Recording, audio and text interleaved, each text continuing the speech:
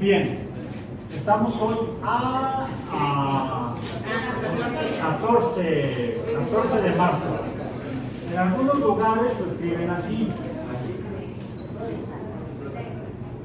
Marzo 14.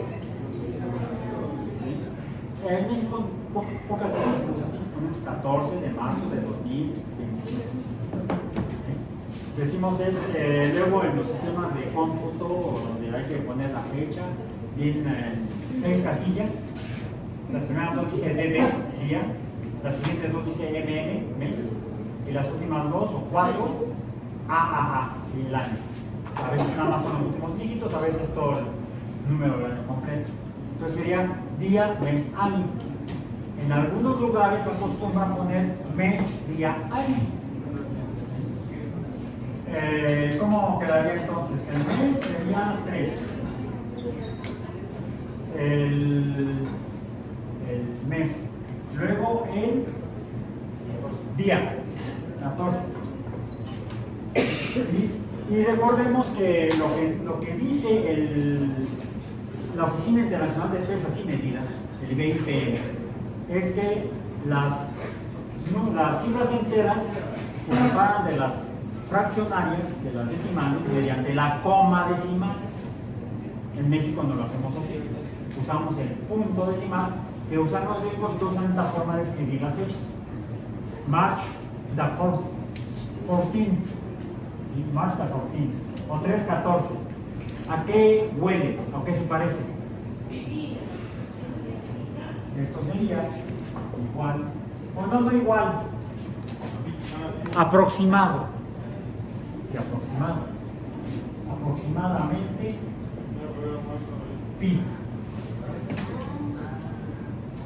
Y entonces dicen que es el día, pongámoslo acá, es igual a pi.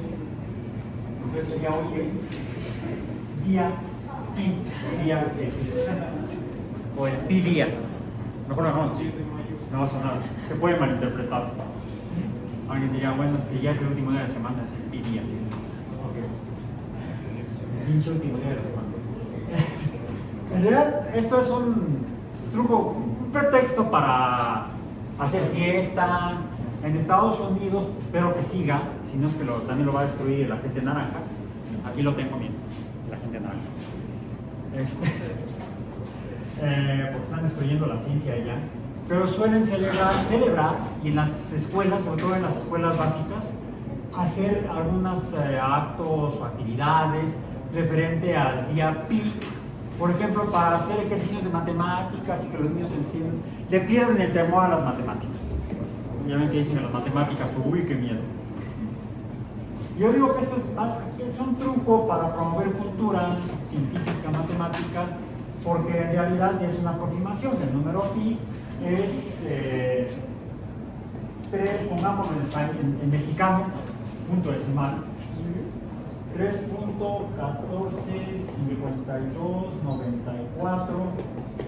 puntos suspensivos. Ahora puede decir, bueno, le ponemos 3.1416. Me falta un número. 3.1415, sí. Sería raro, ¿no? Sería raro. 3.1415 90. Es 92, ahí los invertí. Creo que es viernes. Ya vámonos, no, ya mero nos vamos. Ya merito nos vamos. 15, 92, 64. Porque el que sigue es mayor que no sé qué 5 y entonces redondeas el 4 a 5. Normalmente en la primaria nos enseñan que es 16 porque se redondea el 5, como el siguiente es 9, se redondea a 6, a 4 decimales. Entonces alguien puede decir que quizá el día y hora pi sería a las 3:14, no, más bien el 3:14, o sea, el día de hoy, el 3:14 a las 16 horas, a las 4 de la tarde, donde tendríamos los primeros 5 dígitos de pi. el entero 3 y los 4 siguientes decimales. Esto es un breviario cultural científico por parte de la Fundación Algo. Continuemos ahora entonces 2025 en nuestro curso de física biológica, donde la sesión pasada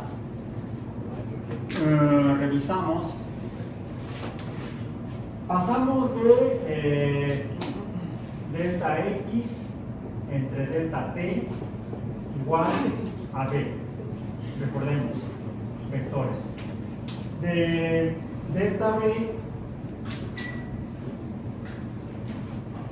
entre delta T llegamos ¿a qué? A aceleración. La distancia entre el tiempo, o el coeficiente de distancia entre el tiempo, la distancia recorrida en un tiempo tanto, es la velocidad. La cantidad de movimiento, que sería movimiento, velocidad es movimiento. Movimiento de objetos, movimiento del borrador. Ahí está. Se movió. ¿Cómo se movió? Estos números nos van a decir en X y en Y, diríamos, ¿no? Y es más, en Z, pues. Fue en X, en Y y en Z. Tuvo un movimiento en 3 dimensiones. Todo el borrador. No tuvimos ahí por ahí pedacitos de borrador. De aquí, considerando que, por ejemplo, el borrador tiene masa, la masa por la velocidad es la cantidad de movimiento. Movimiento es velocidad.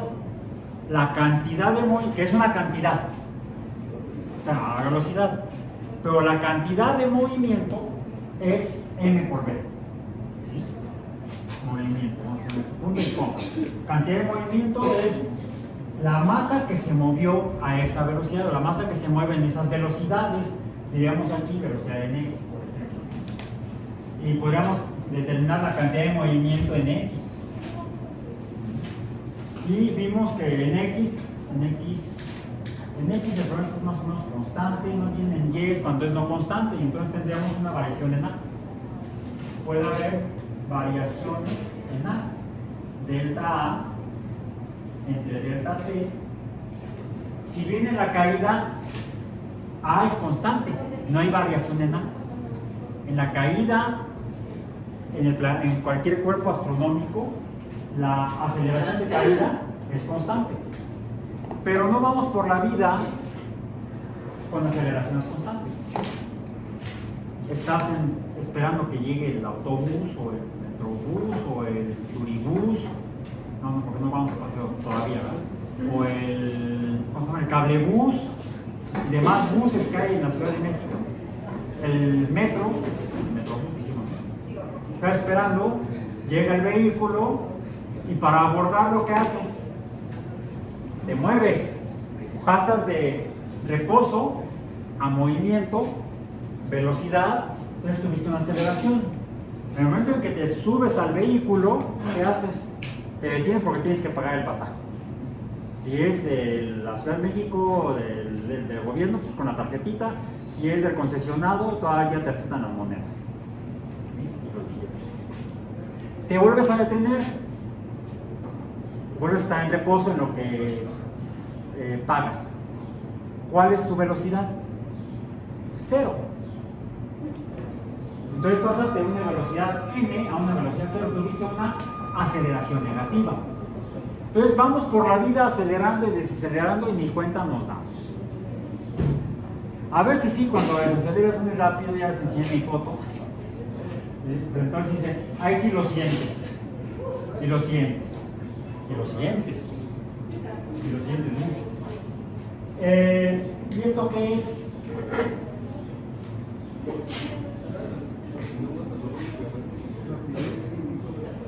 Una cantidad n. Esa no está definida en física. Pero es otro número, es otra cantidad que por cierto sería vectorial. ¿Eh? Es una cantidad vectorial. que no está en ningún libro de física. Ahorita lo patentamos. Ahora registramos. Ahora, decíamos, pero en el caso del borrador, lo que se movió fue la masa del borrador.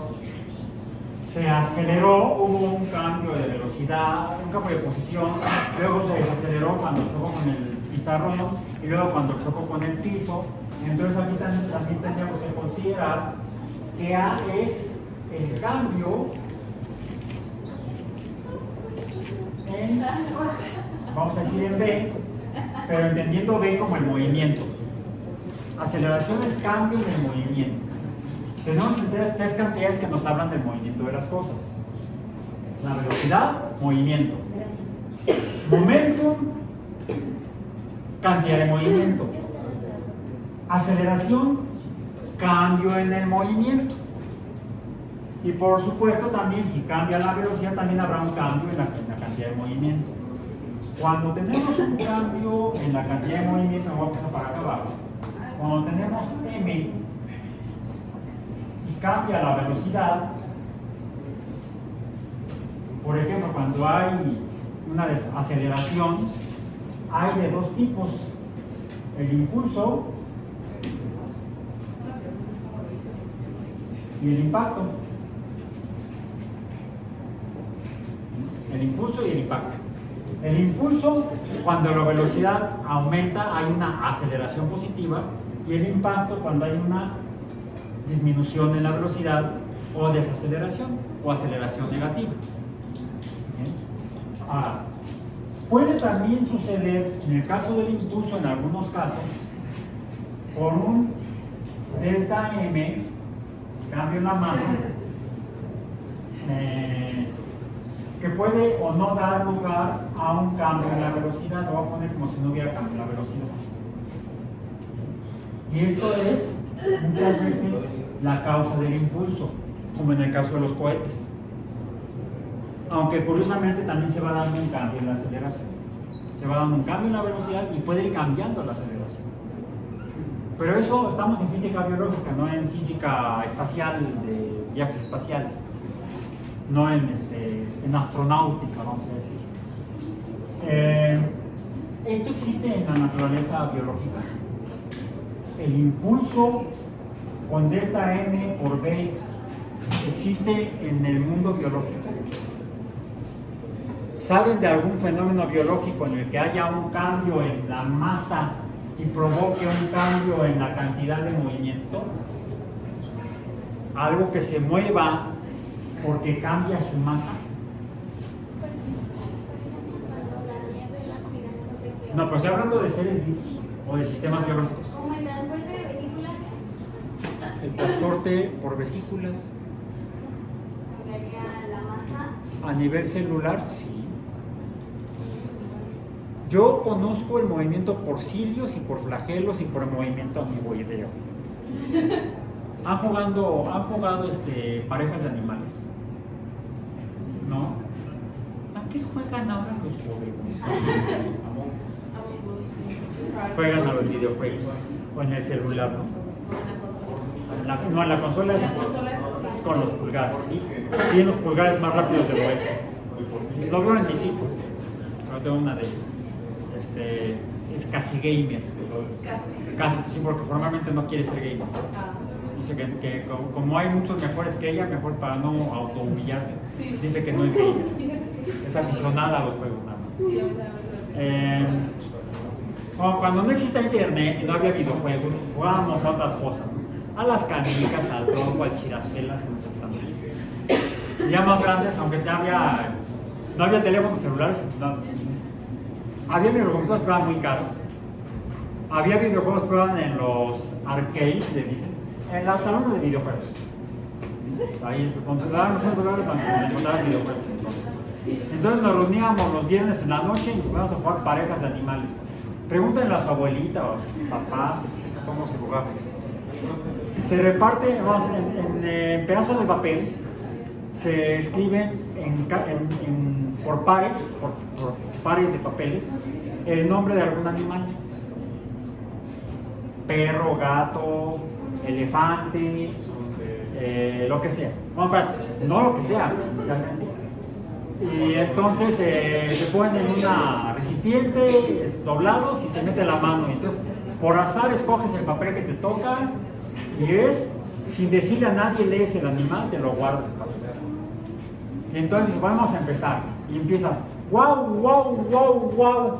Y buscas a alguien más que esté ladrando y entonces te juntas. Y los últimos en juntarse pierden y llevan un castigo. ¿Eh? No, es parejas de animales. Porque típicamente se hacía con los sonidos que hacen los animales. Guau, perro, miau, gato, y elefante. ¿Sí? Más o menos. Mu, bueno, caballo, es una cruza de caballo con elefante. Mu, vaca o vaca y toro. Mijo, el burro. Kikiriki, el gallo. Clo, clo, la gallina. Pío, pío, el pollito, etc.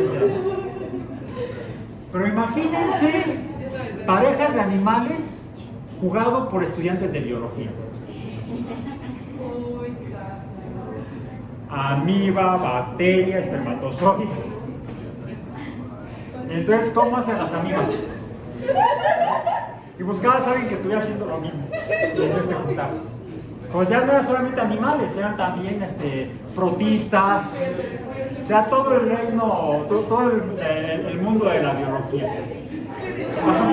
Bueno, ya saben, si se les baja la pila del celular, hay que jugar la próxima vez. O si se va la luz del video, entonces no hay videojuegos, prendan una vela y entonces se ponen a jugar parejas de animales. Parejas dientes biológicos. Ok, sigamos con eso. Algún organismo que se movilice mediante impulso por delta M. Se nota que son experimentales. Mejor preguntémonos a los zoólogos, a los que estudian invertebrados, como los moluscos cefalópodos, pulpos y calamares, pulpos, calamares, jibias, ¿cómo se llaman los del caracoles? Nautilus. Todos los cefalópodos se movilizan por delta M por B. Toman agua, la expulsan y entonces se desplazan. De ahí que nuestro curso es física biológica. Bueno, delta M, delta B, lo van a ya, profesor, es que esto ya lo vimos. Sí, por supuesto, estoy intentando llegar al tema de hoy. ¿Cómo? Porque además hay otra cosa, algo que se hace evidente al verlo de esta manera, es que hay un desarrollo razonable, digamos, racional y razonable, lógico, experimental de hecho, basado en evidencia, de cómo se construye el edificio de la física, cómo se construye el conocimiento de la física. Entonces, cómo somos capaces de ir conociendo y entendiendo cómo funciona el mundo, incluyendo el mundo biológico. Las fórmulas o leyes de la física no salen de la manga, se desprenden de la comprensión de fenómenos simples para explicar fenómenos más complejos. Porque lo que estamos revisando esta semana es bastante complejo y lo que sigue será todavía más. Por eso es que esto debe quedar clarísimo. Bueno, impulso, cantidad de movimiento, impacto, cantidad de movimiento, pero aquí nos falta otra, que es, aquí usando la cantidad básica masa, relacionándola con las derivadas, las cantidades derivadas, velocidad y aceleración y cantidad de movimiento incluso, y aquí vamos a introducir otra, ¿cuál fue? Que implica A. Si consideramos M, ¿qué tenemos? M por A, fuerza, la fuerza newtoniana. Y esto nos ayuda a entender cómo es la materia en su conjunto. Ya la semana pasada empezamos a decir que la materia, esta M, la masa nos describe la materia, la podemos encontrar en tres formas diferentes, distinguibles fácilmente entre ellas. ¿Cuáles son? Los sólidos, los líquidos y los gases. Y tenemos que hacer la pregunta que no hemos hecho. ¿Por qué? ¿Por qué unos son sólidos, por qué otros son líquidos y por qué otros son gases? ¿Qué es eso? No lo hemos, lo está sacando de la manga. Hace poco más de 100 años, 120 años más o menos, la gente no creía en lo que acababas de decir. Los científicos, la gente que se dedicaba a la ciencia, no estaba convencida de que lo que decías existe. Hace apenas 120 años. Estamos hablando de la época en la que vivió Albert Einstein, Max Planck, por ejemplo, en el ámbito de la física. Y uno de los que aportó evidencias para sugerir que sí existen las moléculas fue precisamente Albert Einstein, que él lo que hizo fue observar con microscopio cómo se movían algunas cositas que él había puesto en portaobjetos que nos había colocado gotas de agua. No recuerdo exactamente cómo hizo el experimento, pero puso algunas cositas que estaban en el agua y vio cómo se movían. Y dependiendo de la cantidad de cositas que ponía, se movían más o menos. Como que el movimiento dependía de la cantidad de materia de esas cositas. Pero ya antes, otros habían estado trabajando con gases. Esto, la humanidad lo conoce desde que es humanidad. Durante muchos milenios operamos y pudimos transformar la naturaleza con base en sólidos. ¿Cuáles? Las rocas, la edad de piedra, tendría que haber sido la edad de roca, la edad de piedra. ¿Sí? En el paleolítico, la época de las rocas antiguas, es lo que significa paleolítico, usábamos los sólidos para transformar la materia, la naturaleza.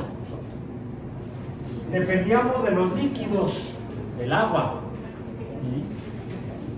Y a veces mediante la roca veíamos que de algunos seres vivos salían líquidos. Agarrabas la roca, te aventabas encima de un antílope, le dabas un rocazo en la cabeza, le abrías el coco y salía un líquido, sangre. Y entonces el antílope, si no te tiraba, se moría y te lo podías comer con tus patas.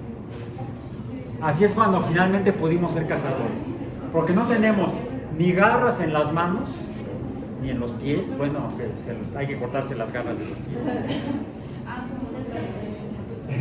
Digo, garras como las de los felinos, las de los osos, los úrsidos, las de los cánidos no sirven mucho para, aunque de repente mi perro me da de patazos y me deja la pierna y medio desbaratada. Es una Alaska Malamute que tiró en aquella ocasión, está grandote. Pero no, las uñas de las garras son bastante redondeadas, no son tan agudas como las de los felinos o tan largas como las de los osos, los rústidos o los félidos. Tienen más capacidad de usar la mecánica de las garras para poder hacerse de alimento. En el caso de los cánidos, los canes, lobos, coyotes y todos los demás, las usan principalmente para escarbar. No las usan, por ejemplo, ni siquiera para pelear, las usan para escarbar principalmente. ¿Qué usan como instrumento para poder cazar? Las fauces, principalmente los caninos. No son cánidos, los caninos. No, para nada. Ni los del Lestar, ¿no? Es el vampiro. No, además son de mentiras y eso sí es fantasía, eso no existe. Las moléculas sí, los vampiros de esos no. Bueno, ellos parecen vampiros, algunos patrones empleadores parecen vampiros, son unos chupasangre. Explotan a la gente y le chupan la sangre. No.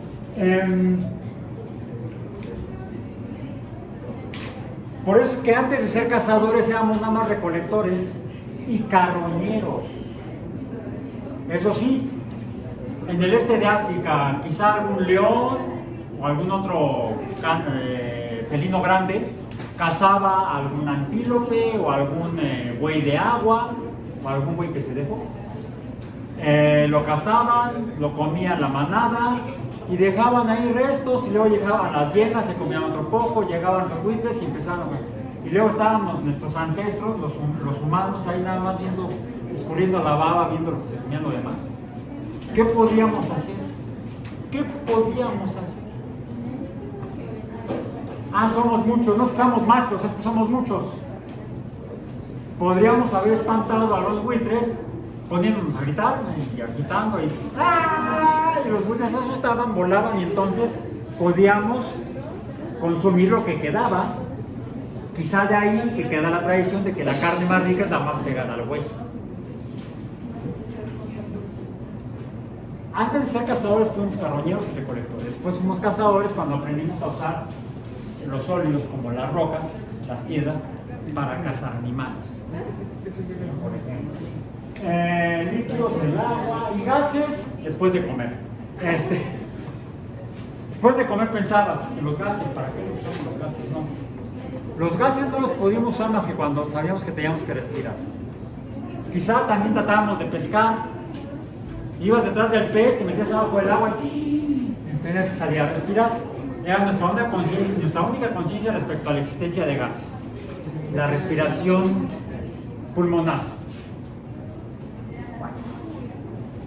¿Qué son los sólidos, los líquidos y los gases? Vimos que tienen propiedades diferentes. Los sólidos hay de dos tipos, algunos se rompen. ¿Cuáles son? Los indeformables.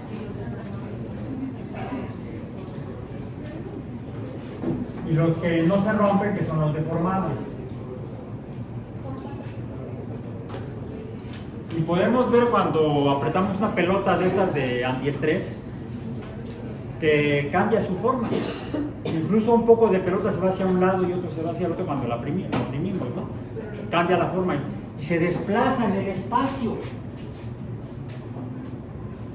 ¿Qué le está pasando a lo que está hecho el agua? Si la comprimes y a veces hace para los lados, queda fuera de tu se está desplazando hacia los lados. La tienes en una forma de esfera, la comprimes y se transforma en una especie de ovoide. Eso implica que mientras que se reduce, vamos a decir, un diámetro o una línea, puede ser un diámetro menor, se extiende un diámetro mayor. La materia que está en el diámetro menor cambia de posición hacia el centro. La materia que está en el diámetro mayor cambia de posición del centro se aleja del centro. Está teniendo una velocidad porque ocurre en un tiempo. Sí, cuando la aprietas empieza a acelerarse. Pero no no como cuando aviento el borrador, sino la materia, si algo se apretara el borrador, si se empezara a deformar. La deformación nos dice que la materia que conforma a los objetos podría cambiar su posición, un poco de materia separándose de otra, como que no está tan junta. Y vimos en los líquidos que se separa más, y en los gases se separa más. Bien. Voy a hacer aquí una pequeña actividad. Puse un poquito de agua en este tubo de ensayo, es como 1 mililitro de agua más o menos. Voy a prender el mechero. Bueno, a ver si.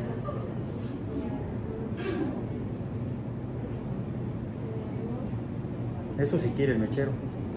Voy a prender el dedo. Está abierto allá, está abierto aquí también. Ahí está. Estaba cerrada la llave. Para aquí abajo. Por eso. Hasta hizo.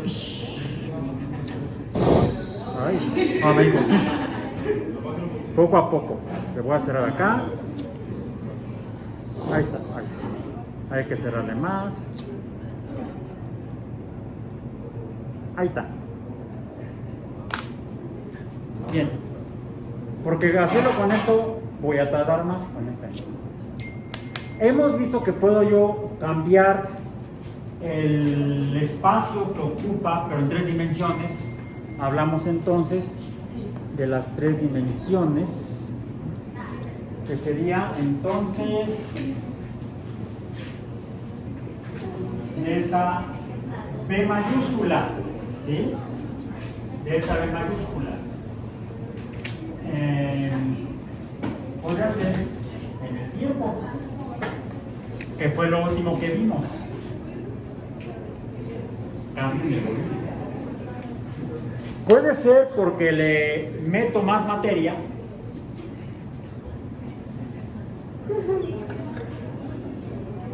Ahí va. Casi se aplastó y se pegó el lápiz.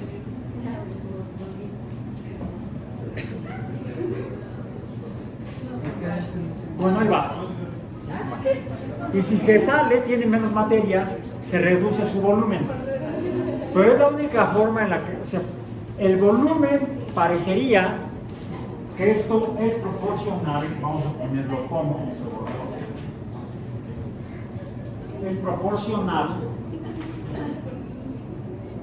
sí, bueno, proporcional a la cantidad de materia. Se sería al cambio de la materia. Le pongo más materia, aumenta el volumen. Le pongo más materia, aumenta el volumen. Disminuyo la materia, disminuye el volumen. Por cierto, ¿qué pasa cuando le aumento la materia? Voy a tener que usar otro loco, ya chafió. Como lo hicimos en el salón que me ayudaste, ¿sí? Vimos que no lo podías deformar fácilmente porque le pongo más aire, más gas al globo, como si estuviera empujando fuerza las paredes del globo, superficie, fuerza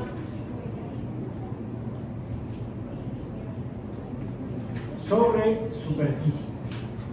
Bueno, pero no, la unidad de superficie, la cantidad de superficie. ¿Cuál es la cantidad de superficie? El área. El área. Fuerza entre área, ¿cómo decimos que se llama? Presión. P mayúscula. Por cierto, tendría que ser. Si es vectorial, es vectorial. ¿Bien? Entonces, la presión se debe a la fuerza y la fuerza se debe a que las cosas están en movimiento, el gas o lo que conforma el gas está en movimiento y tiene masa. Esto lo puedo escribir también como M por A minúscula entre A mayúscula y es lo mismo. ¿Bien? Significa que si yo cambio la cantidad de materia, aumenta la presión. ¿Bien? Entonces, si yo pongo un poco de materia gaseosa y luego le pongo más materia gaseosa y le pongo más materia gaseosa, esto estará provocando un aumento en la presión y un aumento en el volumen, ¿sí? Vamos a decir positivo, mayor que cero. Podríamos decir esto, que entonces la presión es proporcional, la presión total, ¿cómo será? Pues será igual a la presión parcial de cada poco de gas que le estoy poniendo. P de la sustancia 1, de la sustancia 2, de la sustancia 3, o de la sustancia A, B, C, D. ¿Qué es lo que ocurre en el caso del aire que está aquí? No es solamente un gas, hay varios gases que sumados todos ellos ejercen la presión que ejerce la atmósfera sobre nosotros, la presión atmosférica. ¿Bien? Bueno, esto que es importante para que quede claro lo que van a hacer y puedan entender qué carambas está sucediendo.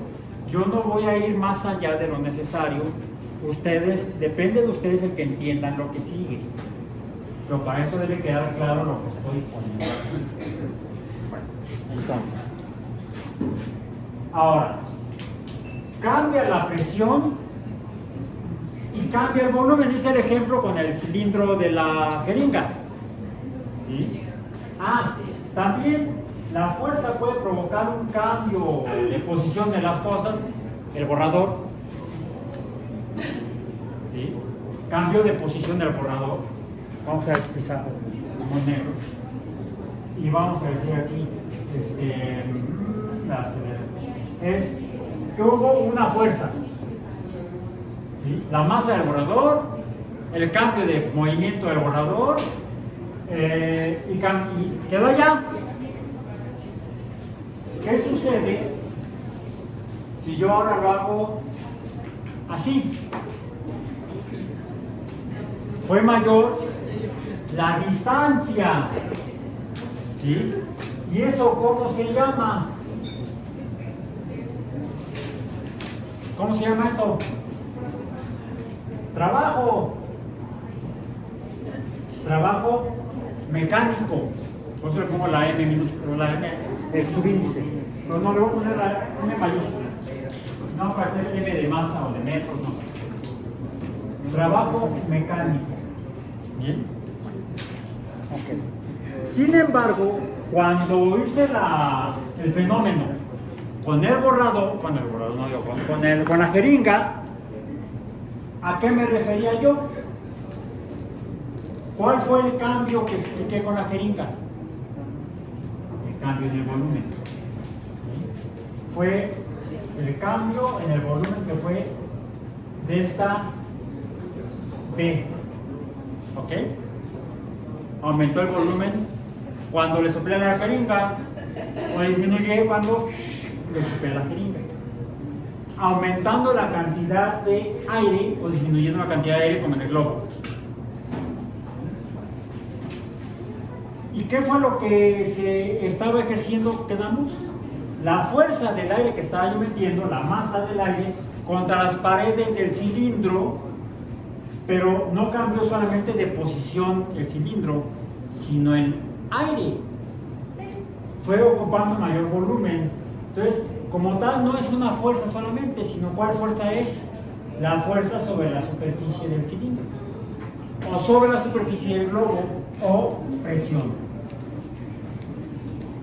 Y dijimos que este producto es otra cantidad.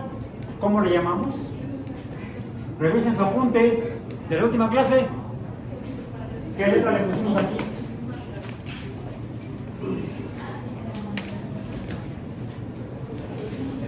¿Qué letra le pusimos ahí? La W.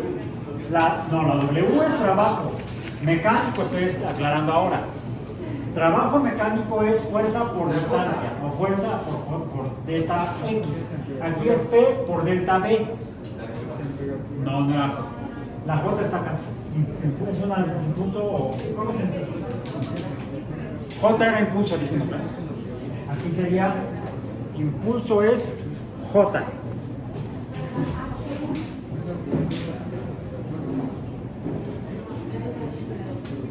No confundir con las unidades del trabajo, que es otra J, de los joules.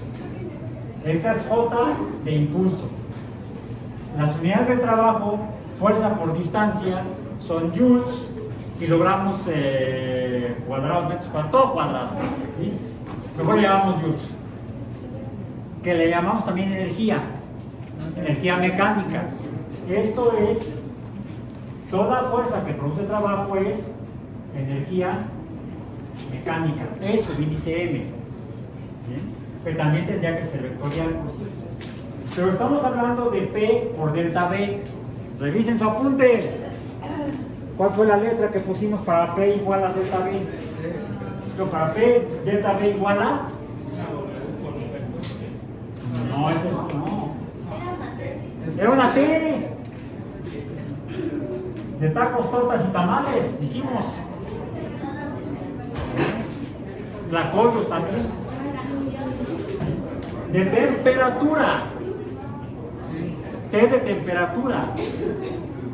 Y fíjense, si la presión es vectorial, la temperatura ¿cómo tendría que ser? ¿Será vectorial? ¿Qué significa?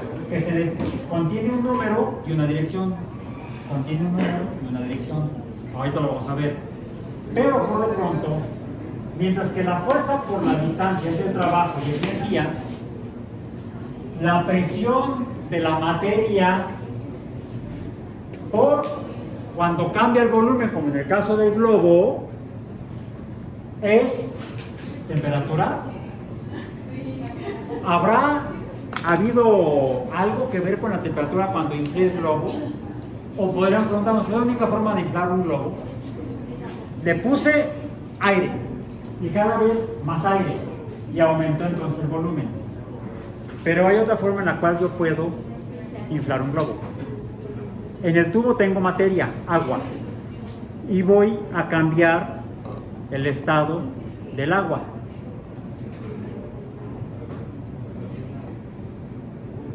Créeme, para eso los traje. Por safety, salvaguarda, evitar que me pase algo. Como uso anteojos para protegerme, uso gogles. Si no usan anteojos ópticos graduados, pueden usar anteojos de protección. Que la gente lo usaba durante la pandemia, no sé para qué. Yo guían por la vida inflando globos, como les estoy diciendo yo ahorita. ¿Qué está pasando con el agua? Está pasando de líquido a gas.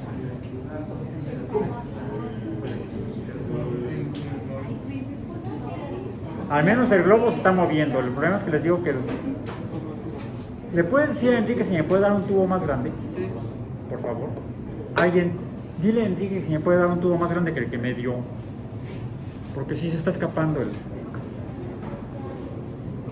vapor de guantes para no tatemarme los dedos.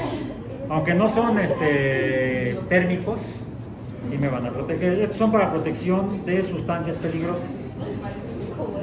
Es látex cubierto con neopreno. Y entonces puedo... Si lo que pasa es que quedó flojo, entonces está escapando el vapor de agua. El vapor de agua. Les dio un tubo, pero son iguales, ¿no? Son iguales.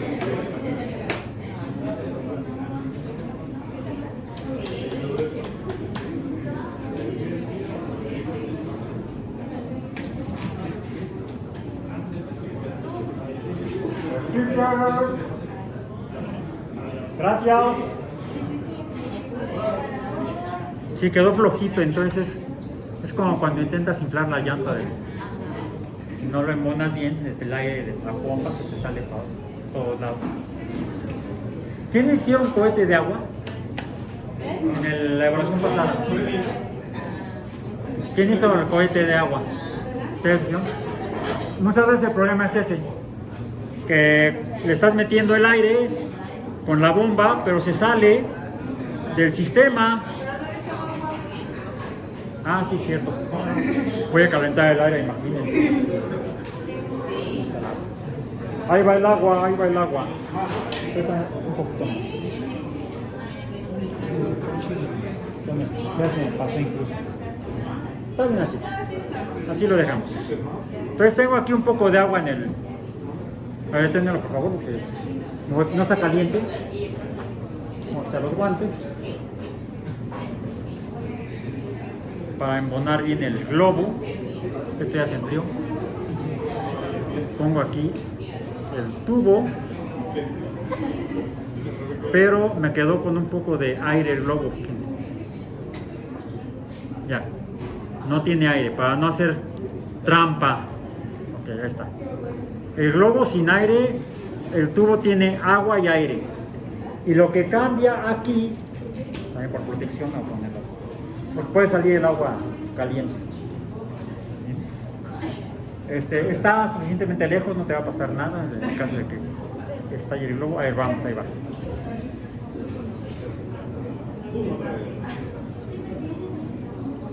Ahí está, la parte más caliente de la llama.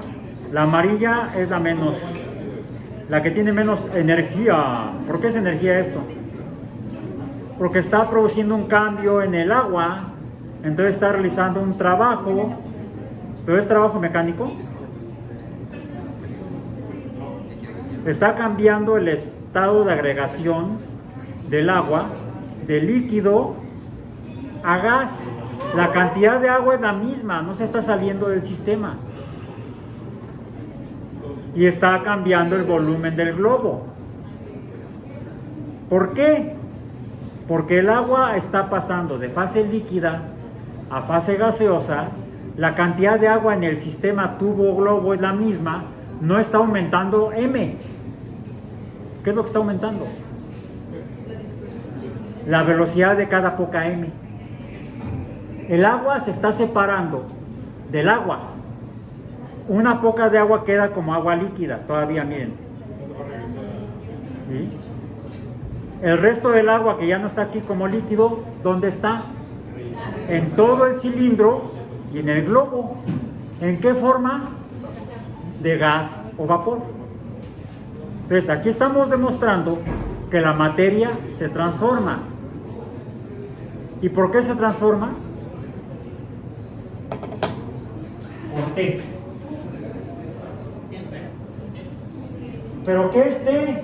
Es P. Es proporcional a P. ¿Y qué es P? Es proporcional a F. ¿Y qué es F? Es proporcional al cambio en el movimiento de la materia que compone el agua que está en el sistema del tubo con el globo. La cantidad de materia no está cambiando. Esto no está ocurriendo. No hay una delta M. M es constante. ¿Qué está cambiando? B. ¿Pero B de qué? De cada poco de agua. Entonces, el agua existe en forma líquida cuando esa cantidad de agua está toda junta, pero además puede fluir, puede moverse. Pero ¿qué pasa si le aumento el movimiento? Pero no así, sino así. ¿Ven que se está moviendo? Sí, se ve. Y entonces es tanto el movimiento, tanta la A, que aumenta A por M, aumenta F, y entonces aumenta P. Aumenta P, aumenta el volumen, y esa es la temperatura. Y le llamamos a esto, le podríamos llamar de alguna manera equivalente a la energía pero provocada por qué? Por T, o energía térmica. Bueno, la energía térmica finalmente nos muestra que la materia está conformada por cositas que dependiendo de qué tan juntas estén y qué tanto se muevan unas respecto a otras, van a encontrarse como sólidos deformables, como casi líquidos, le llamamos semilíquidos, o geles, o coloides, o líquidos, y se aumenta el movimiento en algo intermedio entre líquidos y gases, como los vapores, y si se separan más, en gases. Y si se separan más, en gases. Hasta ahorita podemos decir eso. Aunque emitan luz. Esto es un gas que está emitiendo luz, a diferencia de, ahí está el gas, pero ya no emite luz. Y por seguridad les cierro aquí. Sí estaba el gas, pero ya no está emitiendo luz. Le está pasando otra cosa que vamos a ver después. Puede haber todavía más cambios en la materia. Los responsables de los cambios en la materia es la temperatura. Bien. ¿Cómo qué cambios? Incluso en el cambios en los cuales se junta materia con materia, que es lo que van a hacer ustedes. Les di